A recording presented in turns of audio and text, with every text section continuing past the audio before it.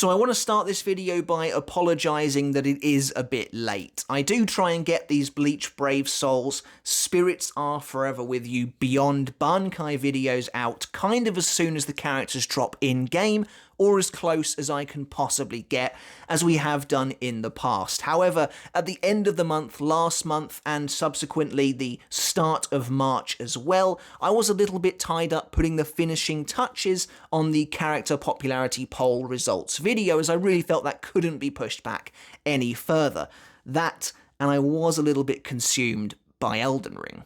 But the time has finally come now where we can talk about these brand new characters who have come to Bleach Brave Souls. As you know from our previous videos, Bleach Brave Souls has been running a promotion to tie in with the light novel Spirits Are Forever With You, where certain characters, captain class characters, have been achieving brand new forms, non-canon forms, but incredibly fun and interesting nonetheless, where they somehow ascend to a power that is supposedly Beyond Bankai. It's not necessarily a third stage of their zanpakuto, but it's just a power that is supposedly making them more powerful than if they had just activated Bankai. And the two latest characters to receive this treatment are actually both the former and current captain of the second division, funnily enough, since we literally just did an in-depth overview of that division, Yoruichi and Soi Fon. And of course, what's immediately interesting about this, and what immediately caught my eye, was the fact that they have chosen to give Yoruichi one of these forms. And it's fascinating because so far, the overwhelming majority, if not every single one of these forms, has been intrinsically linked to a Shinigami's zanpakuto, to the point where it feels like many of them have even gone so far as to fuse with their zanpakuto in some way or another, much in the same way as Ichigo when he achieved his final Getsuga Tensho. The same is true for Soi Fon. Hers looks to be a pretty standard evolution of what we've seen before, and it's very much in line with the rest of these so-called Beyond Bankai forms the game has given us. But Yoruichi is of course the truly intriguing one, as of course we know that in the manga this character never even uses and barely even acknowledges the existence of her zanpakuto. So with absolutely no record of what it is for Clab to use in the game, what were they going to do? How were they going to give Yoruichi a power that would transcend even Bankai when we don't even know what her zanpakuto is? We had a bit of fun when these forms kind of first came out with Ukitake, because it kind of seemed like we may have been getting the briefest of glimpses into a hypothetical Bankai for him, because his Bankai is also unknown, but at the very least we know what his Shikai is and can do. So it was a nice bit of fun speculation as to what we were really seeing when it came to his form, but Yoruichi's would have to be something brand new. The team at Clab would have to create something entirely new, and I somehow doubt that they would really be given the authority to design her entire zanpakuto for her.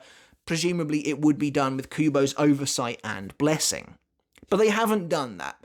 Instead of kind of focusing in on a zanpakuto for Yoruichi, I really like the route they've gone, which is to circle back round with this character and focus in on her noble roots. And so let's start there, as Yoruichi is definitely the one that interests me the most, and there are some neat little details with this character. As I mentioned, the design team at Clab had even less to go on with Yoruichi than they did with Ukitake, so what they've done is actually pretty smart, I think.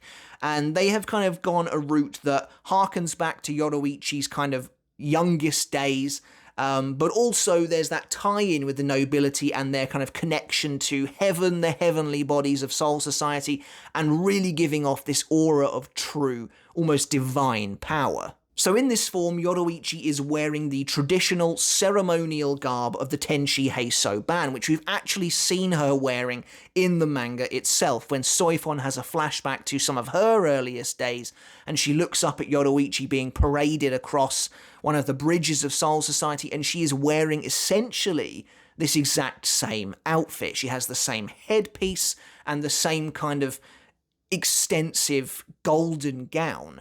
Although here this gown has been modified, presumably to allow Yoruichi to fight in it. And I have to say, I absolutely love how this looks. This might be my favourite Yoruichi look ever, including her canon designs from the manga. But I think this looks wonderful.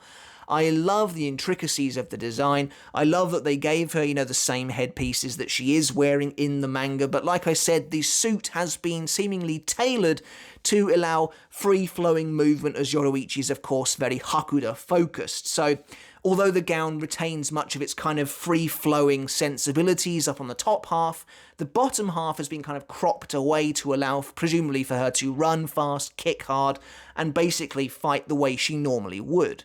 And I really appreciate that attention to detail. Her character's tagline in the introductory trailer is the fun-loving warrior princess.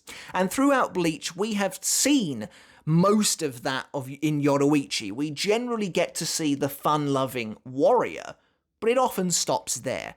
And here we're getting to see that princess side, that almost royal side of Yoruichi, because she is the head of one of the most, or she was the head of one of the most powerful families in Soul Society, and I love seeing that regality adorning her here. And because of that, because of how this looks, like I said, this pretty much is probably my favourite Yoruichi look ever, and I think she just looks really special. Now, of course, the outfit itself is emblazoned with the Shihoin family crest, but almost everything she wields seems to be as well. This strange golden blade that she utilises is also emboldened with the same crest.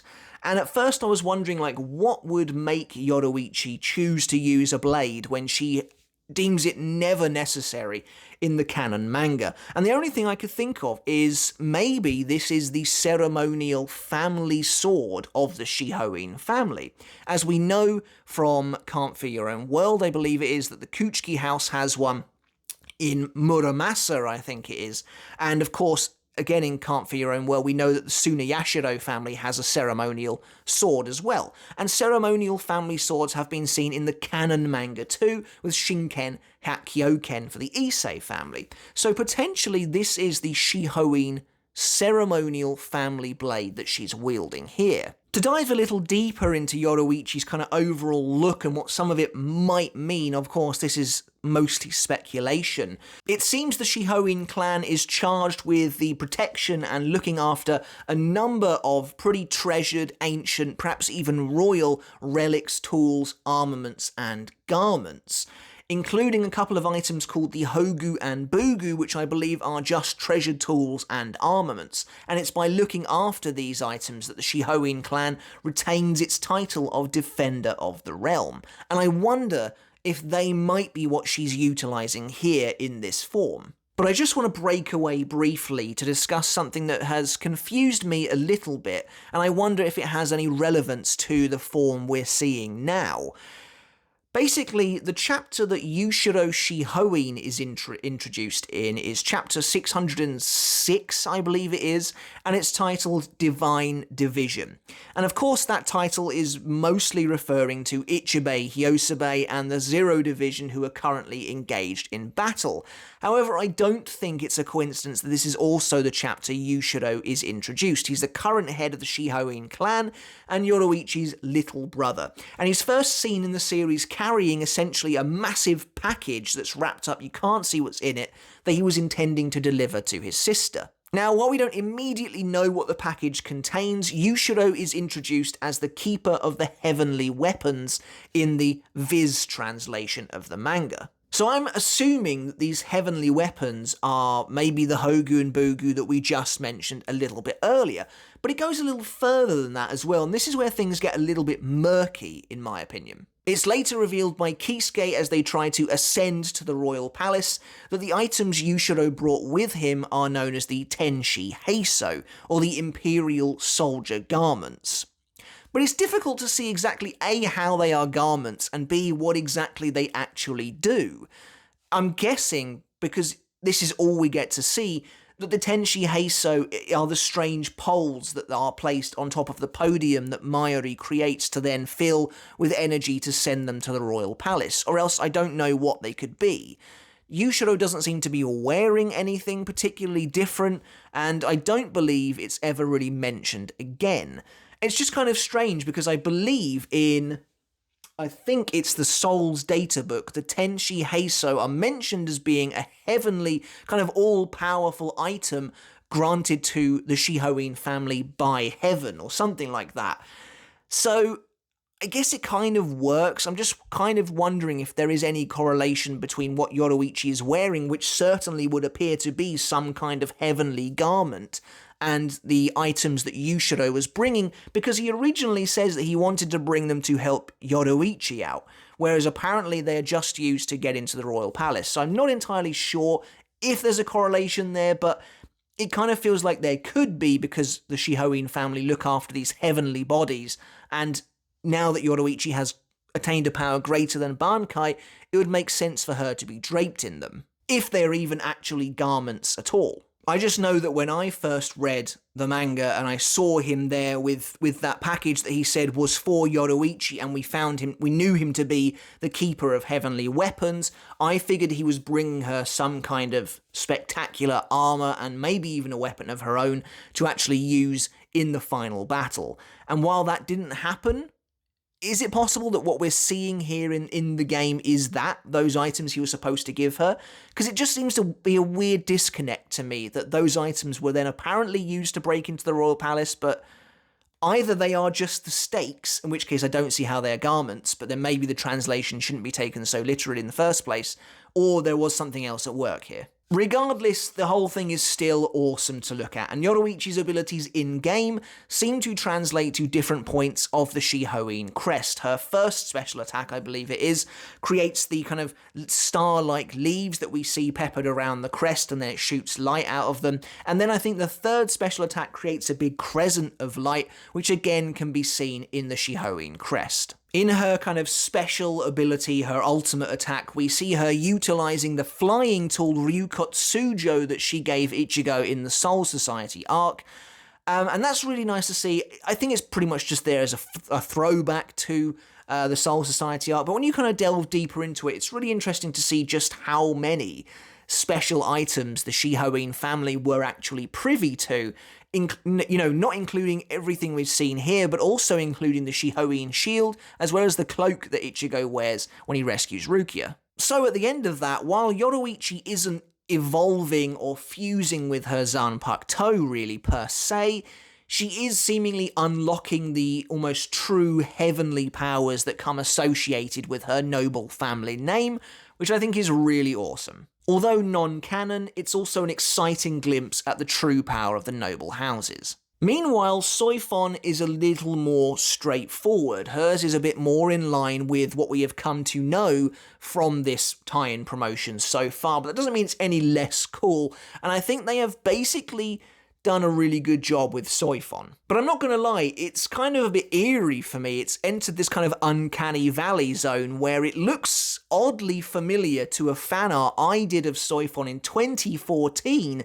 depicting what I thought could be some kind of unlocked third stage of her zanpakuto. It was part of a small series I was doing where the captains would fuse with their zanpakutos in the exact same manner that Ichigo did at the end of the Arankar arc, and this looks eerily similar, down to the fact that she has the wings of the homonka coming off of her back. But like I said, this is a much more traditional fusing with the zanpakuto, taking elements from both her stages, but predominantly her shikai, I would argue, since that is what she prefers out of the two of them, but the bankai is here as well. The gauntlet of Suzumi Bachi is now extended and enlarged to cover her entire arm, and the small pieces of helmet that she seems to have on the side of her head are references to the face guard that she gets when she activates her Bankai Jakuho Raikoben. Not only that, but she has, coming from the end of her braids, two of the wings of the homonka, the crest that appears when she stabs someone with Nigeki Kesatsu, which again is a really nice detail, and I love that they are bright neon red as well. I think it goes really well with the rest of the design.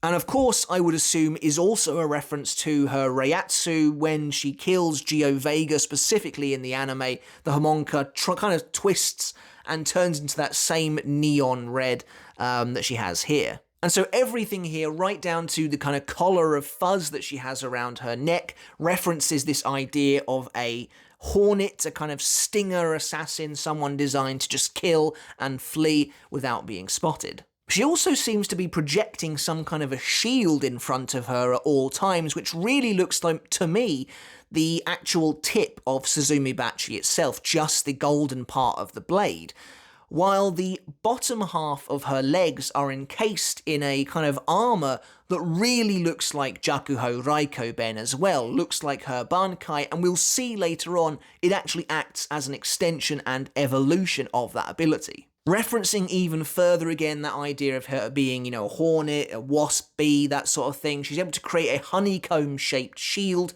when she uses her special second attack. And it would also appear that the Bankai-styled armor on Soi Fon's legs is not just for show, but she actually now can kick mini Jakuho Raikoben missiles from her feet, which is honestly pretty powerful and kind of a neat idea as well, because I really enjoy the idea of Soi Fon's most powerful form, making the most of all of her limbs, because we see how dangerous she is with all of them, not just Suzumibachi, but she's an incredibly adept fighter in and of herself, which we particularly see in the fight with Yoruichi. But what it really seems like this Beyond Bankai form for Soi Fon is all about is increasing the usability and ease of use of Nigeki Kesatsu. It seems to me like she has abilities that basically allow her to laser target her enemies, and when they are targeted, they kind of instantly get the first Homonka crest appear on them, and then she's able to finish them off. It kind of skips the first stage and means that she only has to stab someone once to get the two-hit kill on them.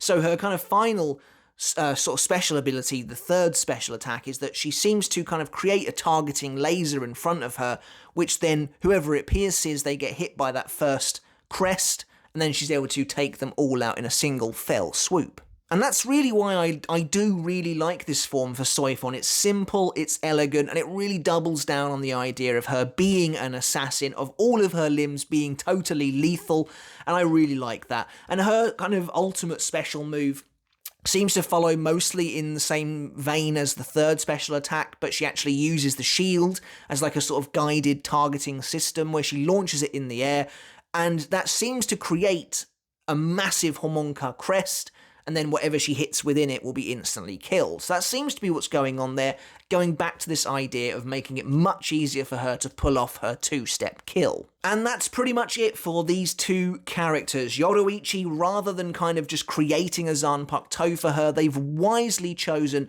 to circle it back round to her noble roots and kind of grace her with the heavenly power that it seems her family has always had access to in one way or another. Whether what she's wearing is the Tenshi Heiso that supposedly maybe Yushiro was going to bring her in the final arc is actually that or not, or if the Tenshi Heiso was in fact just a bunch of sticks that they put in the ground, I really have no idea about that, but it's fun to speculate nonetheless, and Soi Fon's is all about efficiency, making it so much easier for her to land her hits and even pull off Nigeki Kesatsu without having to connect. And that's it for this video, guys. Don't forget to hit subscribe if you haven't done already. Don't forget to give the video a like and a thumbs up if you enjoyed it, as it really does help me out, helps the channel out, and it means we get more exposure here on YouTube. And of course, if you want to help support me a step further, we do also have a Patreon for this channel as well, where you can get videos like this one early, and you can support me there for as little as $1 a month.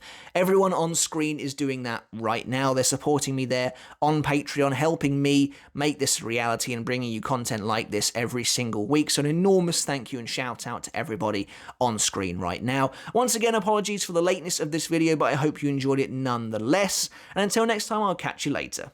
I'll see you then.